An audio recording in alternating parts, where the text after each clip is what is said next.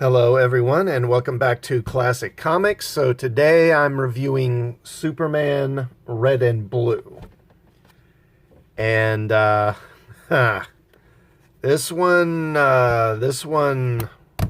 stung. Okay, so this is an anthology. That is, there's about 5 short stories in here rather than it being one full-length story.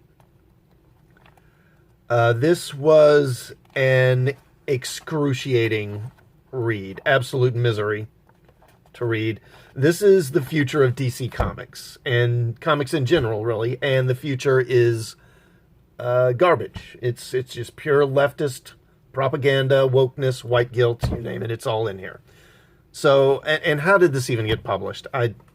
Don't make any mistake. DC is just as woke as Marvel is now, and it's only going to get worse. Okay, so let's get into this thing. I'm just going to skim over these stories a bit. Anyway, the first one is by John Ridley. It has no title, which I think is kind of telling. Anyway, Clark is sent to this Eastern European nation called Lubana to interview this oligarch named Kozlov. Now, while he's traveling there, he reflects on the last time he was in Lubana. This was years ago during the Cold War.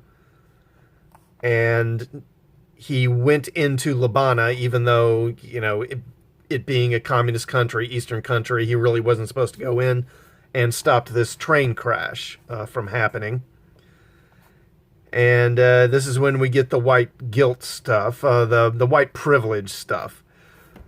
So I really thought that I was a Superman, that nothing could affect me, not forces of nature, not the laws of nations. When I saw an emergency, never mind that I had no authority to enter. I was going to do what was right. I didn't care about cold wars or international borders. Why should I? I'm Superman. And so the government of Lubana at that time, which was, of course, they don't say it, but it would have been a communist government.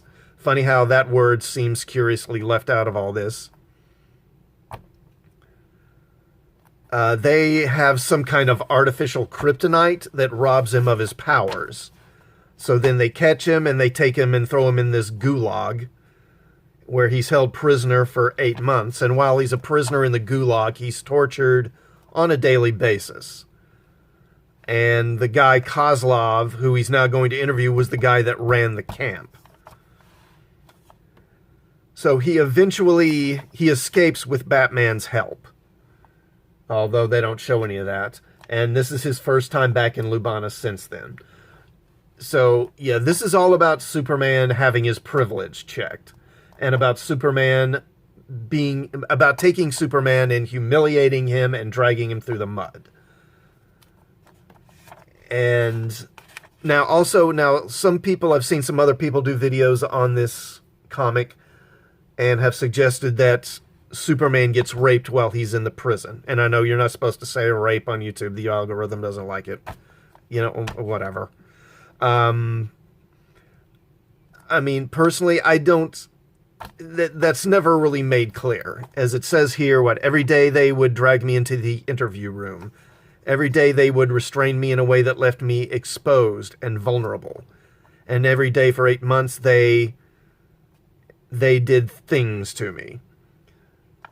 They did things while I was forced to look at him. So there's nothing that says he was actually raped. I mean, you could infer that from what it says, but I mean, it's pretty vague. It's pretty up in the air. I mean, you could make an argument either way that yes, he was, or no, that didn't happen. Well, actually, you know what? I want to amend that. I want to amend that. Superman was raped in this comic, but it wasn't other characters that raped him. It was the people who made this comic who raped him, I would argue. Anyway, after he gets out, he goes and he meets with Kozlov and interviews him. And of course, and Superman fantasizes about killing him. But it turns out, you know, the real problem with Kozlov is that he's now a capitalist. So he's actually even worse, I guess, than he was before, apparently, because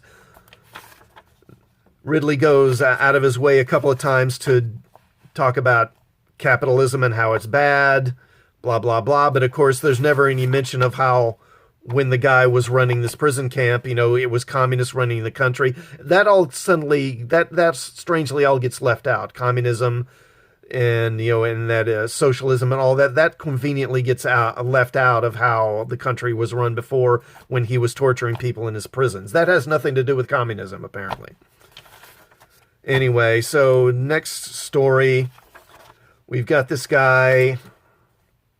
His mother recently died, and it turns out that when he was a kid, he and his mother were living in the ghetto. They were poor, and he discovered his mother was a drug addict, and he wrote a letter to Superman. Apparently, Superman has a P.O. box people can write to, and he gets lots of letters from people, fan letters, and people asking for help and stuff like that. And he wrote a letter to Superman saying, I guess, please help. Superman really did anything. And years later, Superman shows up for the funeral. And to be fair, the guy, Melvin's his name, he doesn't blame Superman for what happened to his mother. I mean, not outright at least. He does have this line, there's no superpower in the world that can change the flow of personal responsibility. I love my mother more than flowers love the sun, but she made a lot of bad choices. That's actually a very moving and touching line. But then he turns right around and says, but part of me wonders what choices, or would those choices exist if you and your colleagues had destroyed the flow of narcotics into depressed and underserved communities? I.e., well, she made her own choices, so it's not her fault, but yeah, it's kind of your fault, really. And Superman asks, oh, what can I do to help? And he says, can you please bury my mother among the stars? So he takes her ashes to the moon, buries them there. So, yeah, I mean, just kind of more of this stuff. And the red and blue color scheme they're using, it's kind of puzzling because when you see this guy, I mean, when I first saw it, I thought he was Caucasian.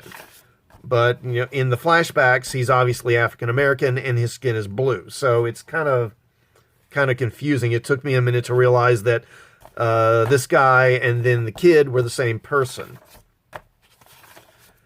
And the art isn't that great either. Superman's drawn as kind of a doofus.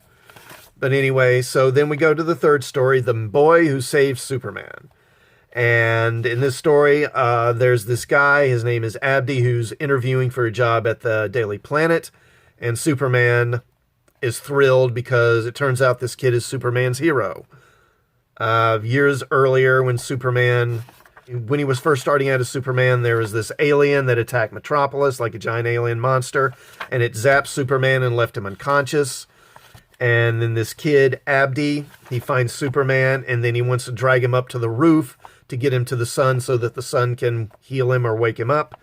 He sees a couple of white people. He convinces them to help, and the city's being destroyed around them. So they start dragging him up the stairs. Then there's an explosion. The white people get scared, and they run away because, white people, am I right? So then this kid who's like, I don't know, he looks like he's 12 to 14, something like that. He picks Superman up and drags him up to the roof by himself. And he's trying to wake Superman up. Then part of the building collapses on them, and the kid, his hand is pinned underneath this rubble, and his hand gets crushed. Superman wakes up, and he wants to take Abdi to the hospital, but Abdi says, no, never mind me, save the city.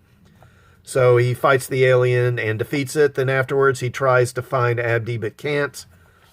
And now all these years later, Abdi is here at the Daily Planet looking for a job because he's become a photographer. And so basically another story where Superman is rendered helpless and then someone else has to save him. But this time it's not even Batman, it's a kid. Notice that every story is either Superman becoming helpless and he needs someone to save him, or Superman is a failure in some other way. Anyway, then we get the story Human Colors, it's called. And there's this creature, which it turns out is one of the imps from the fifth dimension where Mr. Mxyzptlk is from. And it has removed all the colors from the world and put them in this box because it was going to take the colors back to its dimension and decorate the place or something. But And no one remembers what the colors are now. Somehow they've all forgotten what colors are. And so Superman's like, what are colors? And then the creature explains the colors. And then they have this kind of discussion about, it's kind of philosophical about colors and what do they mean and what do they represent and what impact do they have on people. And then the creature decides, you know what, I'll let you have the colors back. They're in this box. You can do what you want with them. And he leaves. So Superman mulls over whether he should let the colors back into the world. And in the end, he lets out the blue and the red. Although this blue looks, honestly, it looks more purple to me. I mean, it's not awful, but it's just, the art is not particularly good. And it's just like, why even bother with this? And then the final story, The School of Hard Knock Knock Jokes, by Marguerite Bennett and Jill Thompson. And this has Clark going to his first day of kindergarten. And of course, he's worried and scared and wants to make friends, but he turns out to be popular. He makes friends. He tells jokes that people think are funny. He can do some things like he's good at painting and impresses the other kids. So after the first day at school, he's happy, but then he notices there's this girl that everyone kind of ignores. No one wants to be her friend. And he wants to befriend her, but he's afraid if he befriends her, then he'll become unpopular. And he kind of wrestles with the dilemma. And, you know, I mean, in the end, it all turns out fine. He befriends her, and then the other kids befriend her too. And it's, you know, I mean, it's fine. It's kind of a sweet story, actually. And the art it's actually not bad. But, I mean, is this what you buy comics for? Basically, it's an after-school special in comic book form. And isn't it a little odd that they've got this story, which is clearly aimed at little kids, in the same issue that has, like, implied prison rape? So, God. This book is just total garbage. Don't buy it. I mean, I would give this a thumbs down, but that doesn't even begin to describe how I feel about this woke leftist drivel. I'll just toss it across the room. So, please hit the like button before you go, and please do sub to the channel and hit the bell for notifications, and I will see you all next time. Thanks for watching.